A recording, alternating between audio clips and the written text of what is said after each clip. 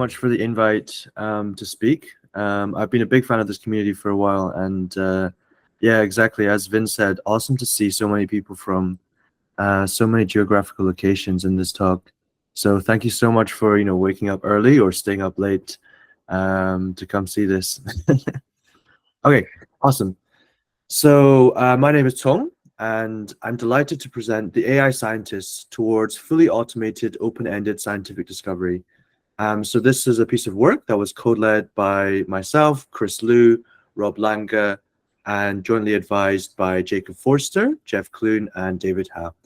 And please do feel free to interrupt me at any point to ask questions. And just feel free to shout out if I miss it. Okay, so to first sort of set the scene around recent developments in machine learning, generative AI has kind of just exploded in capabilities across many different modalities. So in image space, from super early work in VAEs and GANs, we've now got extremely powerful diffusion and flow-based models. Sorry?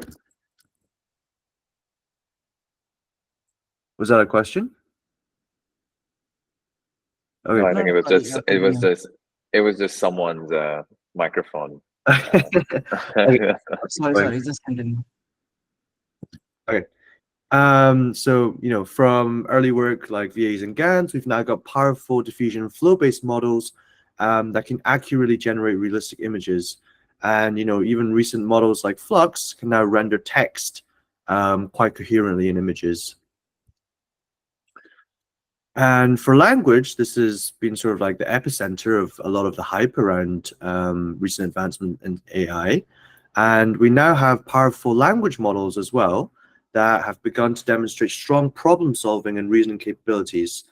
And indeed, our work is largely powered by frontier text models. Equally in video, we now begin to see models that can render coherent video over longer time horizons, including these fun sort of llamas at the bottom over here.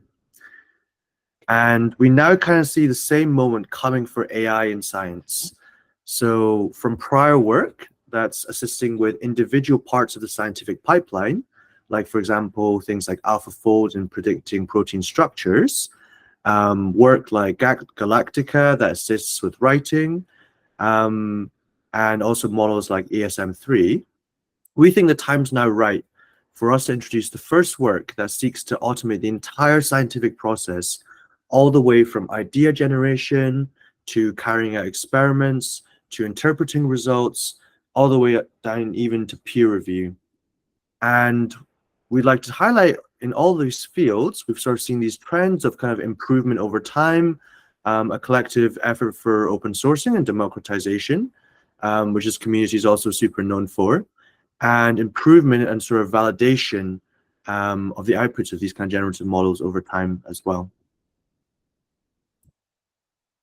And we're super driven by this kind of LLM-driven discovery of individual components. So I kind of wanted to give some background over a family of methods, sort of evolutionary style discovery methods with LLMs that have seen a lot of use.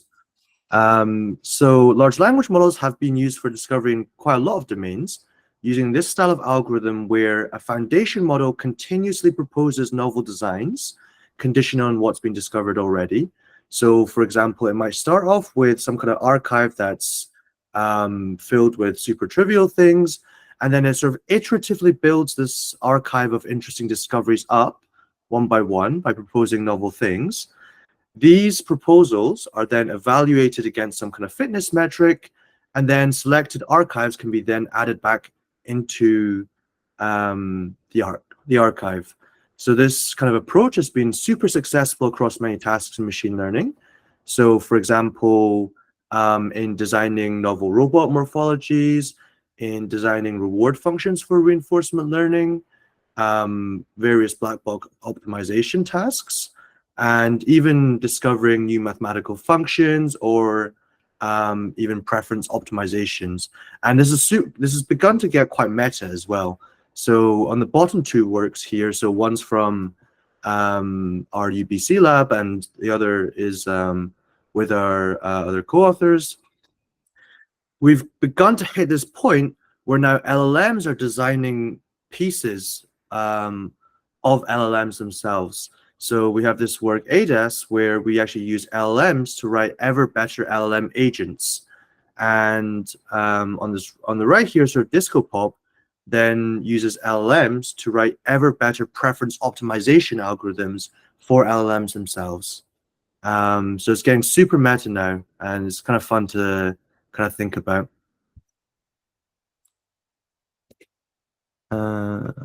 So, okay, but science is much more than just the discovery of individual components. The current human scientific community is a huge collaborative process where human scientists identify problems, create hypotheses, brainstorm methods of inquiry, and then also conduct experiments. After this, scientists can then present their findings in a scientific manuscript, and then this undergoes peer review cycles. And after many rounds of iteration, this can finally then be published, and then knowledge is then disseminated.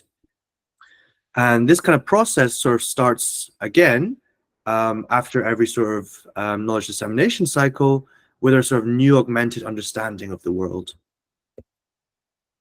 And the question we want to answer here is whether we can automate this entire process that we described on the previous slide entirely with AI scientists and create a truly sort of open-ended process that can continuously propose novel ideas, carry them out, present their results, and evaluate them. And then these AI scientists, the grand vision would be that these AI scientists can then accumulate their discovered knowledge and continue innovating endlessly, just like in the current human scientific community. So this is a very grand ambition. And in this slide, we present the AI scientists, our fully automated pipeline for research, which spans idea generation, experiment iteration, and paper write-up. And this is sort of an overview of the entire process of the AI scientist. And notice here that it's a kind of iterative loop. So after one cycle is done, the results of the previous cycle can then be passed in for further idea innovation. And in the next few slides, we're going to sort of break down every single component of the AI scientist.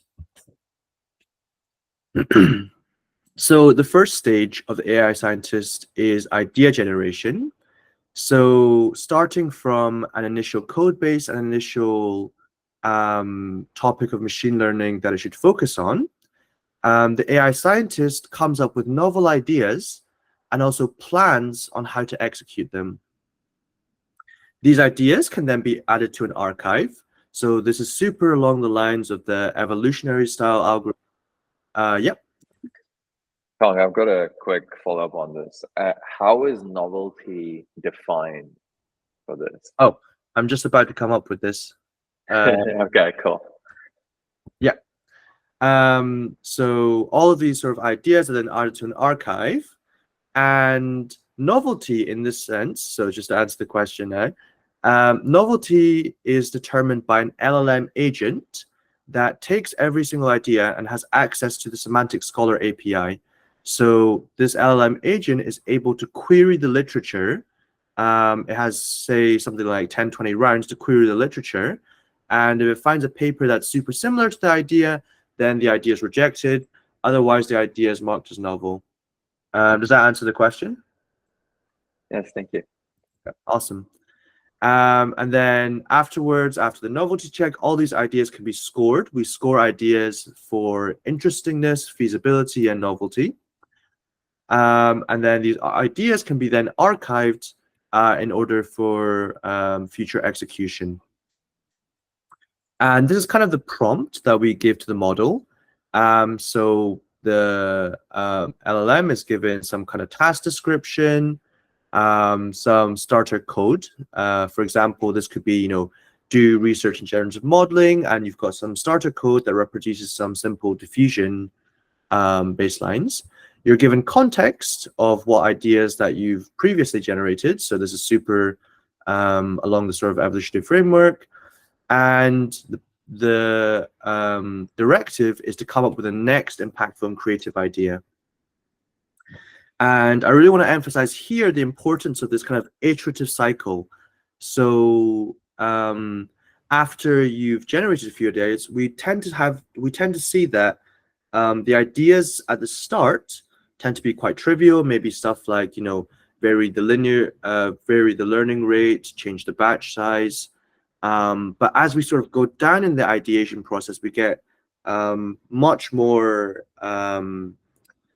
novel and sort of imaginative and creative ideas. And you sort of have to sort of progress all the way down the ideation route to get to the super advanced ideas. Okay, so here's an example of an idea that the AI scientist generates for a template on low-dimensional diffusion models. So the fields roughly are, we have a name for the idea, proposed title for the eventual paper, experiments, and then also scores for interestingness, feasibility, novelty. And what I want to emphasize here is that the experiment plan that the AI scientist comes up with for this kind of ideas already has like quite a lot of components needed for like a final paper.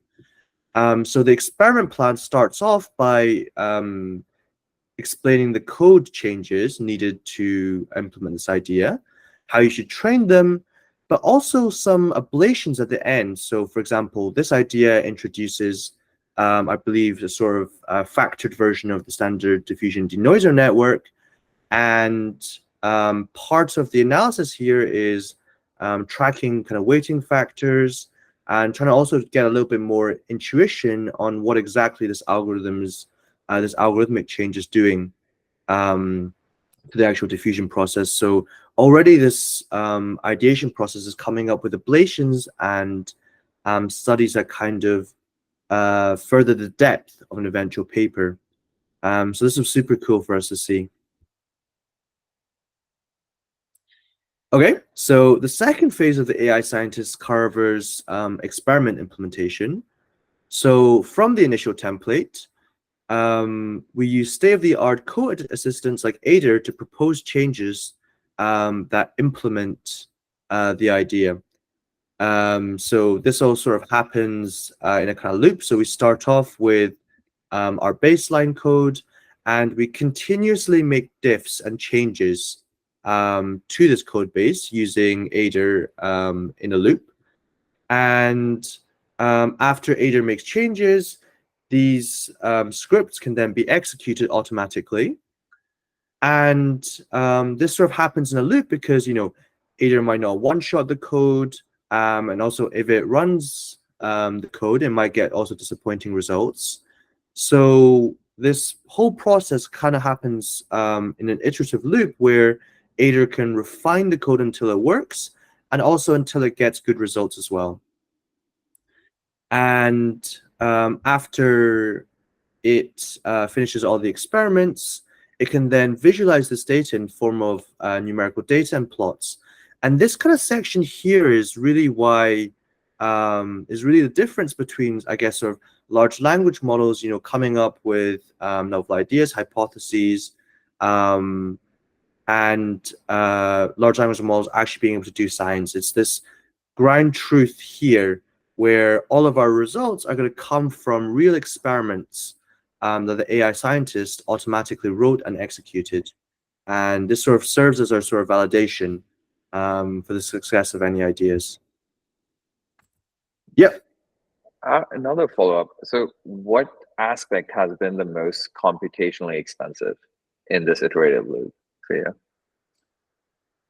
So computationally expensive. So the number of large language model calls that you can do in this kind of loop is quite high. So in the publicly available code, I think it's something like this entire loop could be maybe like 40, 50 large language model calls to implement a single idea. The experiments also take a little bit of time. So that's a large number of calls to like a huge model, but this happens very quickly. The experiments can take some time as well. So we really design the templates, the sort of base code to be really fast. So all of our I'll discuss like all of our templates later on in the slides, but usually we want runs to sort of conclude within 5 minutes, so we can really blast through loads of runs of iteration. That's very interesting. Thank you for sharing. Ashish? Hi, so thank you for the lecture. I wanted to ask these experiments, do they limit yourself to hyperparameters, or they also help us changing in the whole foundational model? Let's say you start with some sort of diffusion model, then they, apart from just changing the hyperparameters, they also change your whole base infrastructure, base template. Yes, hold that thought for the next slide. Okay, thank you. Okay, awesome. Okay, returning back to the experiments, we use Aider to sort of iteratively implement experimental plans. And the reason we do this is because on things like SWE bench, so this is the plot on the top right. So SWE bench is this sort of this benchmark of real world GitHub issues. And Aider with the most powerful models could solve something like 18–19% of real GitHub issues um, from real human code bases.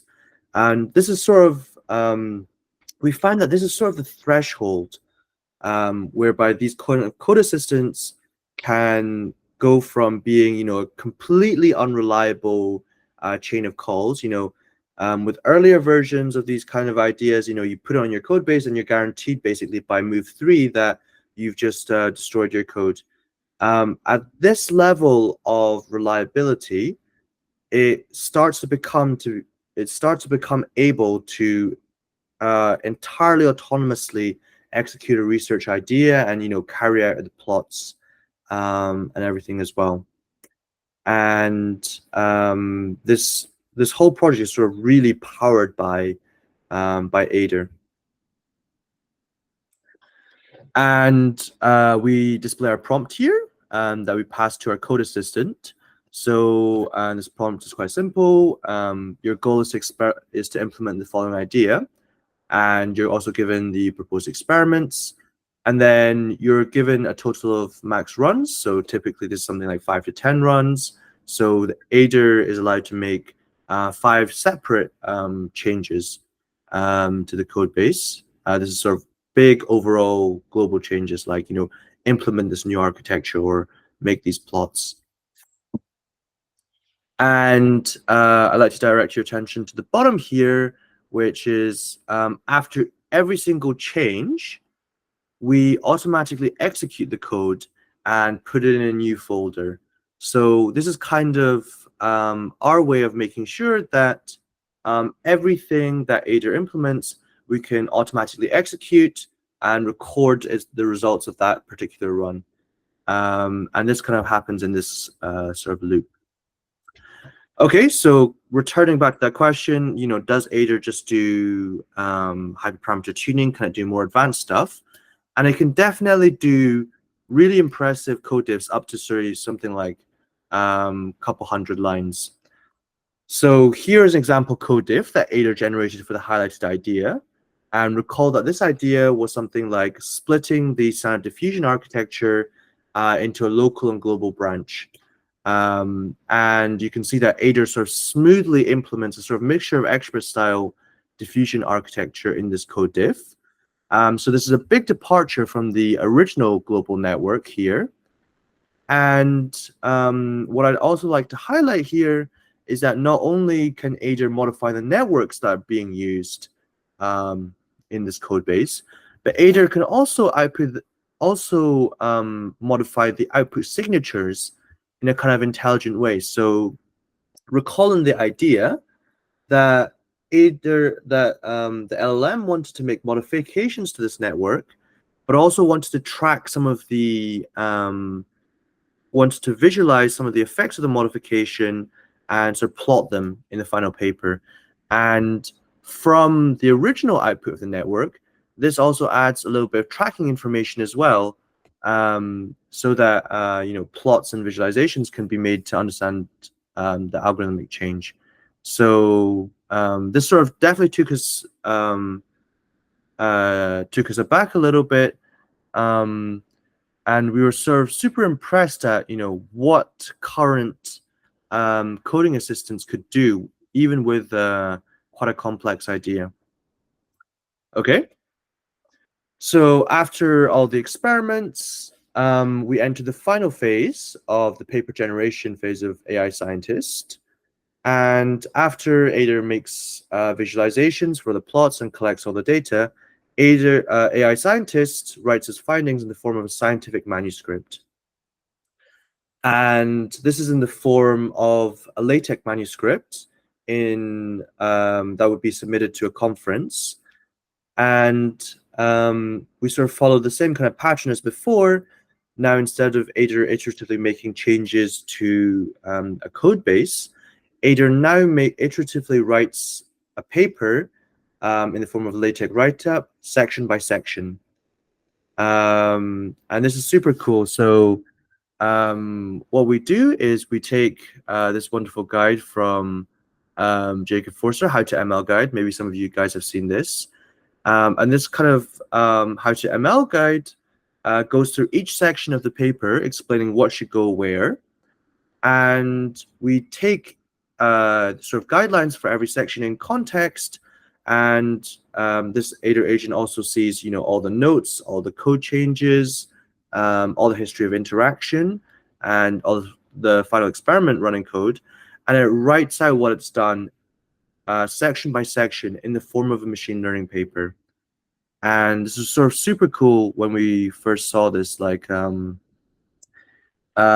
really believe that being able to communicate in this way is really important for AI scientists. AI scientists could, go away and make loads of diffs, make loads of guesses and ideas, but unless the results of an AI scientist are sort of human interpretable in a nice way, then they're not going to be much use to us. And an additional detail for the write-up is that we sort of query semantic scholar as well. So this resembles the kind of novelty check phase earlier on. We query semantic scholar for relevant papers, and then we can integrate citations and related work into the write-up as well. So here's our final paper. So this is implementing the idea from before. This is an 11-page write-up in the style of a conference submission. And you can really see that, we were sort of blown away when these things started popping up. Like, from a distance, it really does look like a genuine conference paper. So you got figures, you got math describing what you've done, you've got tables, you've got further analysis plots, and also references as well, collected on the fly for this paper. So it's already super neat how far we can get with even current models. And I think this was a paper generated by Cloud Sonnet 3.5. And it's just incredibly neat, like how far we can get already. And what I really like to think about is that if this is possible with Cloud Sonnet, like, how far are we going to get with, we haven't even run this with O1 yet. Like, how far are we going to get with O1, O2, and I don't know if that's what they're going to name it, but all the models down the line. Okay, so given the paper generation phase, what we also want to do is sort of close the loop. So we also want an automated reviewer. And this serves two kind of purposes in our pipeline. So one, it's a filter for signal. So as things stand with our AI scientists, we can generate hundreds of papers over the course of a week. But as we all know, reviewing takes a lot of time. Yep. Cool. I've got a quick question. When it says bad, again, was there a definition of bad that was given ahead of time, or how do you believe is bad defined? So bad is defined in terms of the NeurIPS reviewer guidelines. So Okay. Good and bad is, I'll explain this in a sec. Good and bad is really, we're really trying to match the standard conference format as much as we can. So the rubric was the standard format, and was it like, did you have annotations from like, oh, what the reviewers had reviewed as great or reviewers had reviewed as bad at all? So if you can see from this prompt here, what we pass to the reviewing agent is the reviewer guidelines. So this is the entire rubric. Right. So this has, categories like clarity, significance, novelty, and really clear definitions of like what, each score means. And then we also have few short examples. So we take this from, I believe, iClear 2021 guidelines, where they've got like 3 examples of really good reviews that you should try and emulate. So it has both guidelines and also examples of how to do really good reviews. Oh, thanks. Okay. Yeah. Okay, so thank you for the question. And this kind of reviewing process serves 2 purposes in our pipeline. So one is a filter for signal. So the AI scientist generates hundreds of papers over the course of a week, and it's already an overwhelming kind of review batch to get 6 papers from a conference. We're never going to be able to parse 100 papers, and what we really want is for the AI scientists to do its best and generate a ton of papers, and then we're able to sort of skim off the top and investigate say the best 10. And the other purpose it serves in our pipeline is a kind of evaluation for our open-ended loop, in that the agent AI scientist might propose tons of ideas, but it doesn't necessarily know how good or bad these ideas are until this kind of evaluation.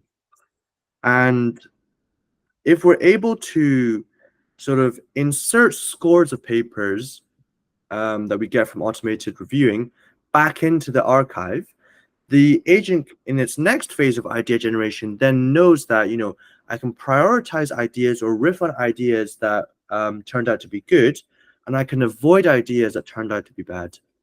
So this is what reviewing gets us. So before we sort of apply our reviewing agent on our generated papers, we first evaluate our reviewers on public iClear data. So the best reviewing agent that we get is something like giving a one-shot example of like a really stellar review and 5 steps of self-reflection.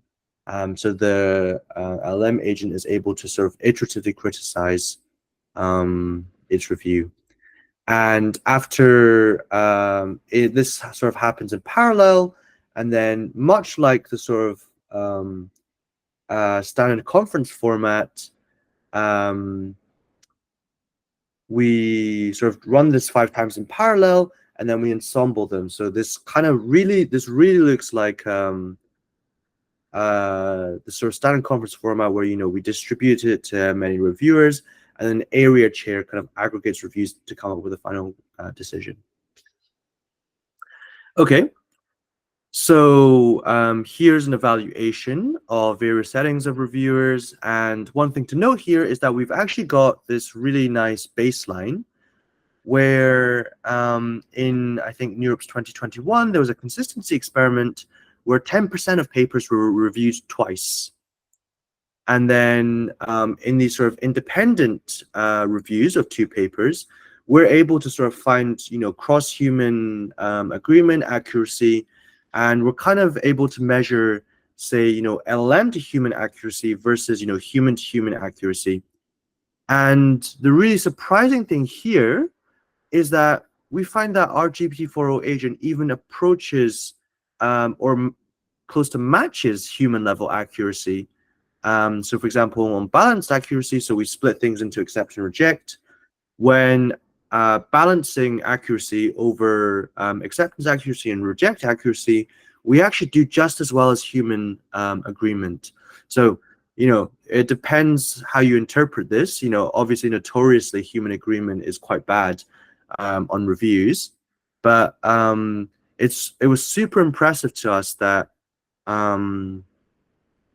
LLMs even approach sort of human-to-human agreement on automated reviewing. Vin? What type of calibration techniques did you folks use? And also, there's a question in the chat too. Okay, yeah. So calibration. So this essentially, so this kind of also, sort of life imitates art. This also kind of resembles the, I guess, like calibration phase at conferences. So what we did is we had, raw scores, for example, and then we saw that, if we sort of threshold acceptances, let's say some kind of score, maybe like 6 or 7, we could actually further improve accuracy in calibration.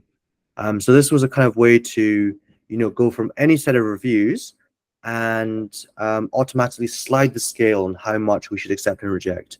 And we tended to find that actually, just as in the real conference, if we thresholded things at, say, a score of 6 or so, so this is something like a weak accept, we could actually improve calibration.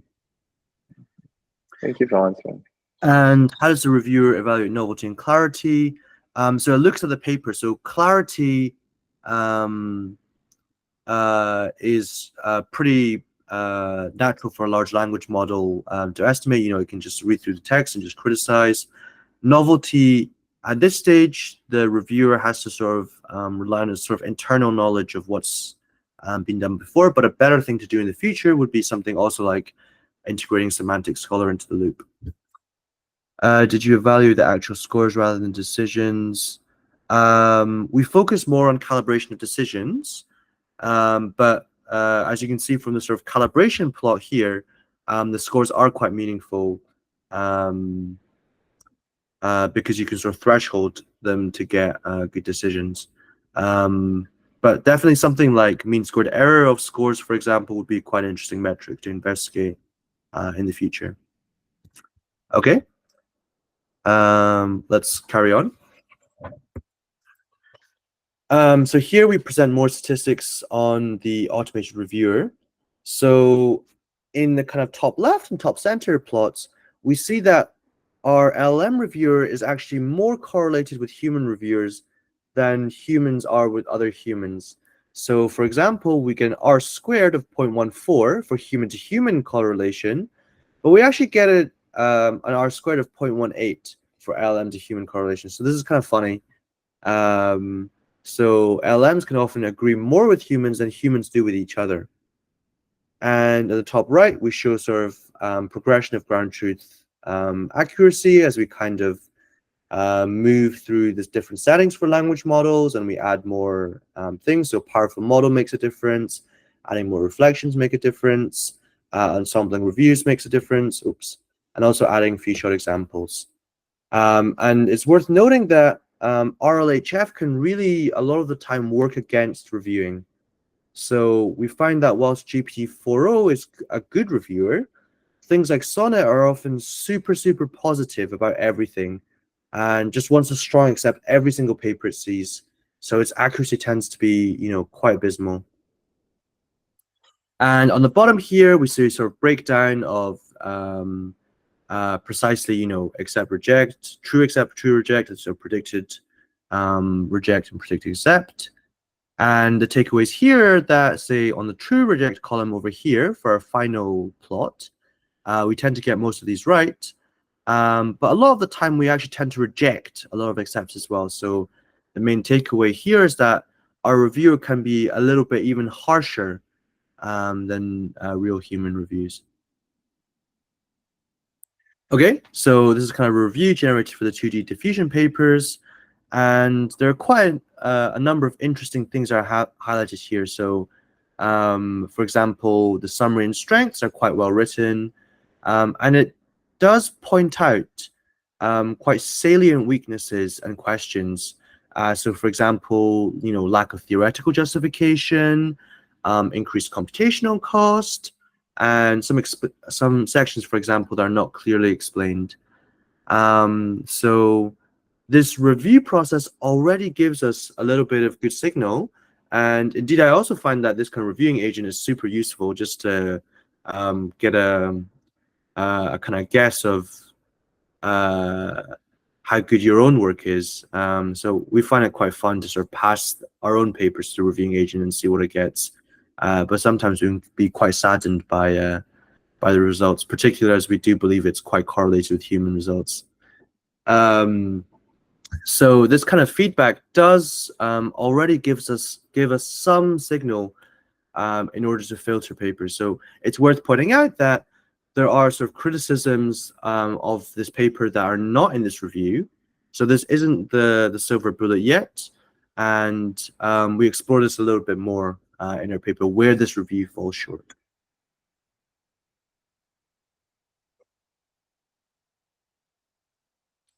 Okay, so our wider experiments cover 3 popular subfields of machine learning. So we investigate papers across 2D diffusion, nanogpt, so this is small transformer language models, and also language model generalization or grokking, sudden generalization. And you can view all of our papers for all 3 of these topics online. So we try to be sort of as transparent as possible. So all of our code is open source, all of our run logs are open source. And if you go online, you can see hundreds of papers that we generated for all 3 of these topics. And it's really fun to kind of sort of browse through all of these and see exactly what happened, see what Ader did to the code, and see how the plots were made to sort of visualize the results. So in the paper, we chose 10 of the most promising papers, generated papers from our experiments, and we displayed these all in this table along with estimated scores, estimated NeurIPS scores predicted by our automated reviewer. And we really, as you can see from all these titles, we really did find like quite a lot of diversity in the ideas and some generally interesting modifications to the original code base. And our sort of main takeaway here is that we can already create sort of medium quality papers around the level of an early graduate student entirely autonomously through the AI scientists. So these are definitely not the best papers, but these are kind of solid investigations of, limited phenomena in these settings. And we find it's quite useful even to sort of run the AI scientist in the loop on some idea, some kind of code base or some kind of research topic that you're interested in. And this sort of gives you much more signal than, just asking a language model to, brainstorm a few ideas. It probably doesn't, do such a good job. If you get it to, write code and, start to do early investigations into ideas, you really get much more signal over like the space of possibility. And, this is a sort of a really interesting muse that you can use for idea generation. So one question I have at this point, Bin, is the end point of this talk fixed? Should I aim to finish in 15 minutes? Or I think that would be better, or maybe in the next 5 minutes, and we can have 10 minutes for the questions. okay. That would be a good way to do it. Maybe we can just ask even right now, take a step back, and does the audience have a lot of questions at the moment? If you do, please raise your hands. Yeah, Kamalam? Let me see if we open the queue. Yeah, hi. So sometimes we hit a wall with research ideas, like even after putting a lot of effort into it. Can the pipeline identify something or experience something similar? And if it can, how does it handle it? Yeah, so you're absolutely right. So in our case, because we generate so many ideas, inevitably a lot of them are going to go totally nowhere. So the solution for this is we don't try and force an idea that's not going to happen. It gets some amount of budget to try it, and if it fails, then it fails. And we're really looking for over 50 ideas, how many of them succeed, rather than each individual idea. Got it. Yeah, and actually, I think we have some statistics here. So I might try to rush through a few of these slides so that we can get some of the salient points here. Also, I can suggest actually you can go at the pace that you were going, and I will probably leave around in like the next 15 minutes, but you can continue the conversation with the folks who are present here, and that should be good too. So. Okay, awesome. So here we sort of see like a distribution of scores across different large language models. So we keep the GPT-4 agent fixed, so we have an objective, not a more sort of stable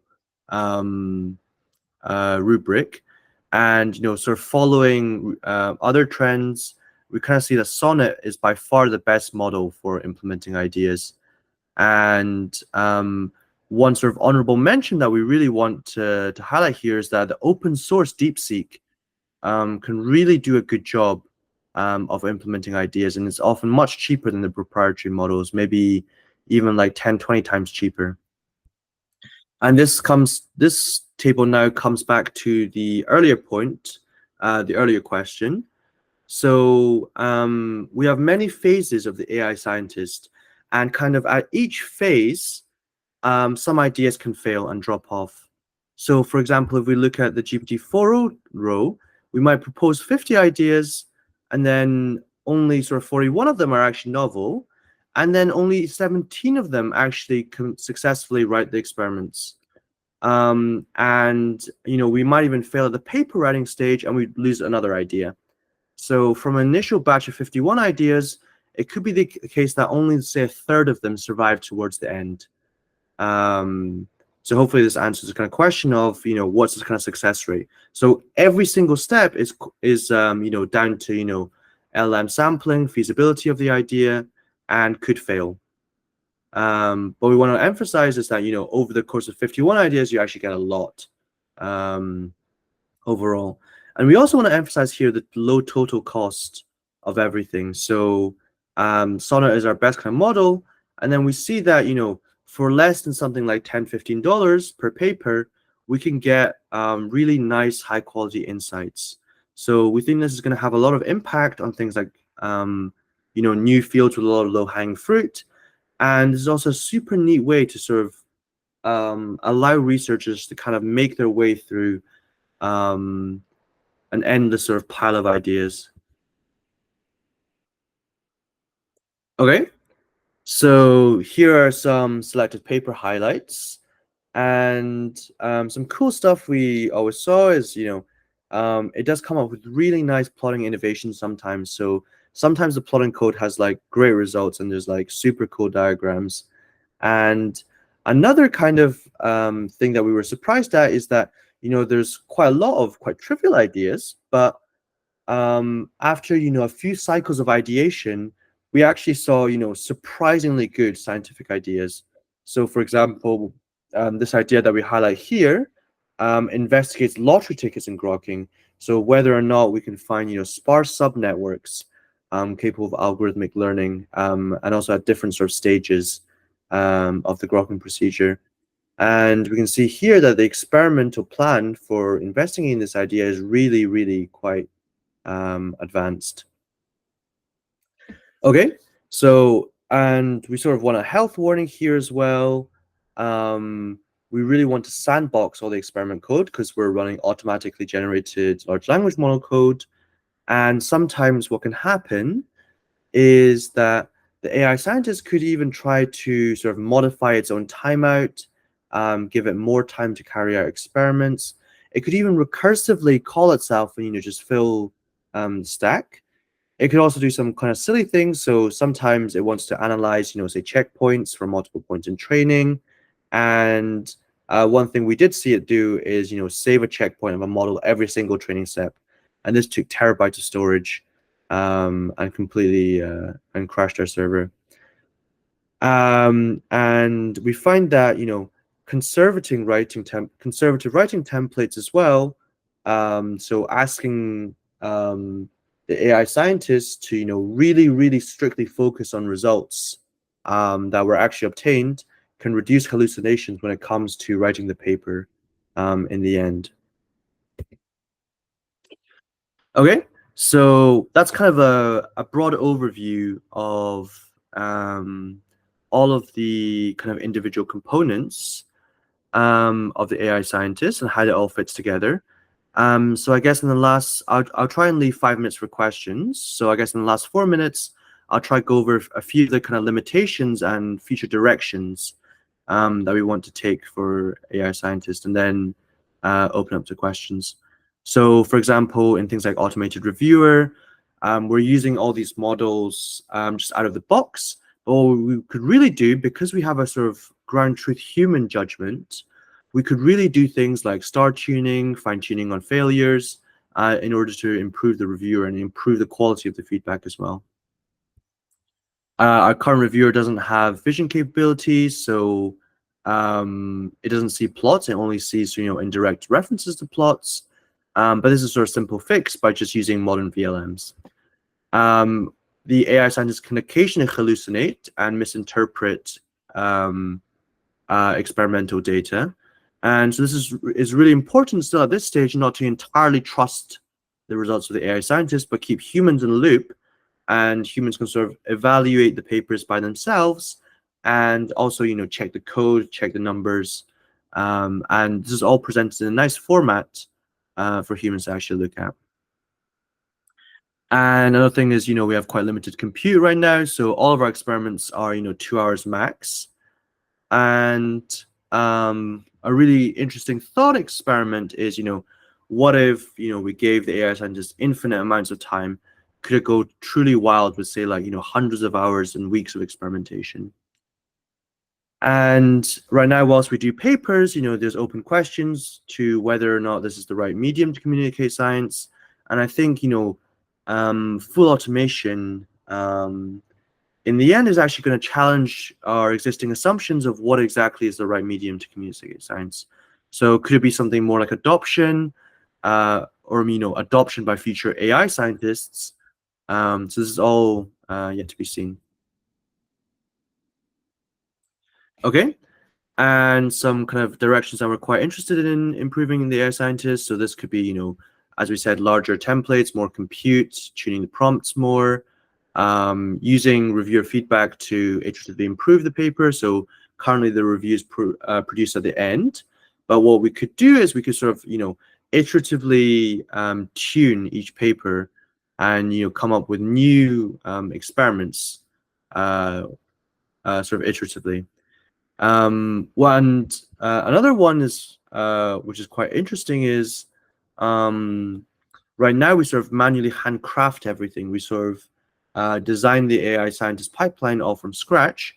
But what we'd really like to do is sort of automatically have this kind of self-feedback loop, LLMs improving LLMs, and be able to use something like ADAS, for example, automated design of agentic systems, to automatically create the next AI scientist. And this kind of leads down to the bottom point is, can the AI scientist be applied to AI scientists and suggest improvements to itself? And this is kind of super interesting topic to explore for later. And one last point here is also depth versus width. So right now we sort of implement improvements sequentially. But could we sort of ideate in a kind of tree-like structure? Could we combine different ideas together? There's all kinds of different ways to sort of dig deeper into how experiments should be laid out and automatically run. So we're now at time, so let me just summarize here. So where is this all leading? As we see the capabilities of AI scientists improve, we really envision a future where we might even see an entirely fully automated AI-driven research process across paper writing, reviewing, communication, archiving, and we really do believe that future versions of the AI scientists could have huge implications for tackling the most pressing and important problems of our time. Okay, so all of our code is open sourced, and you can immediately start working with the AI scientist and adapt it to your problems. And we're already super grateful to receive many PRs from the community and a lot of lively discussion on our code base around its potential limitations and things it's good at. So we really do invite you to sort of join in the conversation here. And if you've got a good idea, please do share and open a PR. So thank you so much for listening. And I guess we've got 4 minutes for a few more questions.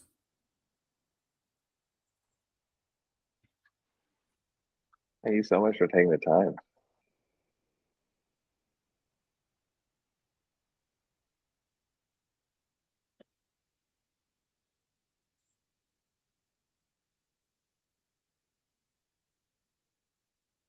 Folks, do we have any questions?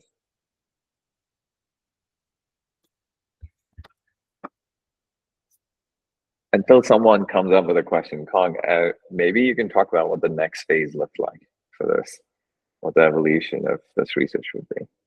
Yeah. And go back to the slide that I kind of rushed through then. So we really sort of see, bigger, better, more reliable as the kind of next steps. So for example, ideas like, we currently throw 2 hours per experiment as a kind of like limit to the AI scientist. But what if we just, vastly parallelized everything and, gave it like hundreds of tries, hundreds of experiments. Maybe it could like organize all of its experiments in a tree structure, walk through it intelligently. So really like just all the kind of innovations that people do to, get long sequence, long horizon reasoning in large language models working. We want to apply this kind of stuff to AI scientists as well. So more in-depth ideas, all kind of working to this sort of grand vision of, when can we see this sort of first super insightful paper, so first kind of breakthrough from an AI scientist. We don't think we're there yet, but we're working towards it.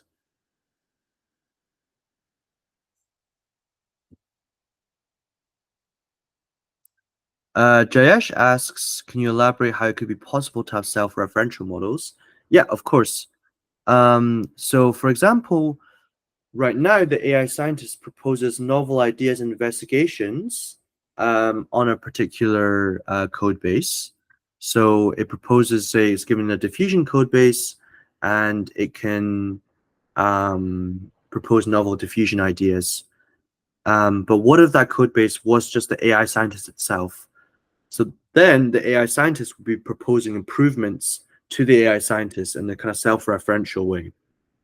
So you can imagine, for example, the AI scientist even wanting to write a paper on itself, investigating different prompting strategies, investigating, changing the reviewer a little bit, integrating feedback in a different way.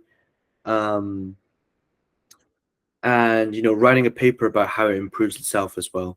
So this is all getting super meta, and we see this kind of thing with things like ADAS as well. Large language models are now generating better large language model agents, and I think this kind of trend is only going to continue with increased model capabilities. Siddhant says, this is amazing. I've been working with Cloud Sonnet and other models where I started working to synthetically generate reasonable data, but hallucinations are a big issue. Yeah, for sure. So some strategies that we use to reduce hallucinations. So the first strategy is to ask nicely. Funnily enough, if you ask it to, because we have this ground truth, we have this ground truth set of results that we sort of pass to the model. We really do ask it, if it comes up, if it's asked to, freeform come up with stuff, it tends to hallucinate a lot more. But if we have this ground truth, in this kind of document with all the numbers, and we ask it to really respect and, refer back to it, we find that we can reduce hallucinations a lot. There's still a low probability of hallucinations coming through. But what we can then do is then we can also, do automatic checks. So all of the numbers in the paper, we can then automatically, not through anything intelligent, but we can just sort of scan through the document, find the right place, and then we can sort of cross-reference that way. So for us, it's really, close adherence to the ground truth in the forms of real results that are obtained by the AI scientist. Without these real results, we would be truly lost.